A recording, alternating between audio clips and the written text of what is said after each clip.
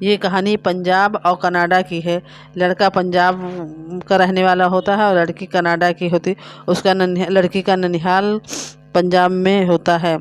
लड़के का पूरा नाम सुखविंदर सिंह सिद्धू उर्फ मिट्ठू। लड़की का पूरा नाम जसविंदर कौर सिद्धू उर्फ जस्सी। दोनों की उम्र करीब 20 साल की होती है।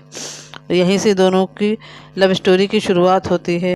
कनाडा और पंजाब में उलझी वो दर्दनाक प्रेम कहानी। मुझे आज भी जान का खतरा है, मैं मरने से नहीं डरता।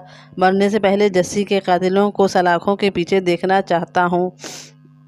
ये कहना है इसके किरदार मिट्ठू का।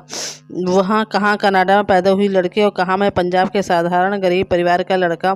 23 साल के बाद मैं जस्सी के साथ बिताए हर पल को दिल में ताज़ा एहसास की तरह महसूस करता हूँ। 1994 के नवंबर महीने की ठंडी शाम थी, जब मैं जगरांव के कमल चौक के नज़दीक टेम्पो स्टैंड पर गांव जाने के लिए दोस्तों के साथ खड़ा टेम्पो आने का इंतज़ार कर रहा था। तभी मेरी उम्र उसमें 20 साल की होगी, कुछ इतनी ही साल की सुंदर और लंबे कद वाली एक लड़की दूर से आती दिखी। वो लड़की कनाडा की जस्सी थी जो अपनी माँ और मामी के साथ आ रही थी। वह अपने ननिहाल गांव काऊ के कलां के जाने के लिए टेम्पो पर सवार हुई। मैं भी अपने गांव काऊ के खोसा जाने के लिए टेम्पो के पीछे लटक गया। उस समय जस्सी टेम्पो की पिछली सीट पर बैठी थी जहां मैं लटका था। जस्सी के ननिहाल वाले घर की आलीशान कोठी का पिछला दरवाज़ा मेरे 2 कमरों के कच्चे मकान वाले साधारण घर की तरफ खुलता था। आज़ाद ख्यालों वाली जस्सी पंजाब के रीति रिवाजों से अनजान खुद स्कूटर चलाकर अगले दिन मेरे घर के सामने पहुंची। स्कूटर बंद होने पर वो हेल्प हेल्प चिल्लाने लगी। मैं बाहर गया और मैंने उसका स्कूटर ठीक किया। मैंने उससे बोल डाला, मैं गल करनी मंगदा। उसने हाँ में सिर हिलाया और वादा करके चली गई। जस्सी की जुदाई और फिर शादी।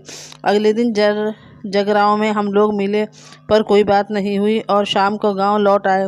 बाद में हम पड़ोस के घर में मिलने लगे। एक हफ्ते की मुलाकात के बाद जस्सी ने बताया कि वो कनाडा जा रही है। मेरा दिल बैठ सा गया और जस्सी को भी जाने का मन नहीं कर रहा था। जस्सी ने अपना पासपोर्ट फाड़ दिया। पासपोर्ट न होने की वजह से उसे 15 दिन और रुकना पड़ा। पढ़ने में होशियार जस्सी कनाडा में वकील बनना चाहती थी। वो शादी करके मेरे साथ ज़िंदगी बिताना चाहती थी। वह अक्सर कनाडा में एक अलग घर लेकर मेरे साथ रहने की बातें किया करती थी। जब ये 15 दिन बीत गए, जस्सी कनाडा चली गई। फिर चिट्ठियों का लंबा सिलसिला शुरू हुआ। चिट्ठी अंग्रेजी में हुआ करती थी तो मुझे किसी और से पढ़वानी पड़ती थी। महीने में एक बार जगरांव के एक पीसीओ पर जस्सी का फ़ोन आया करता था। इस तरह 5 साल बीत गए। 1999 जस्सी पंजाब आई और 2 महीने रही। हमने गुरुद्वारे में शादी कर ली और फिर शादी का रजिस्ट्रेशन करवाया। सब कुछ बदल गया।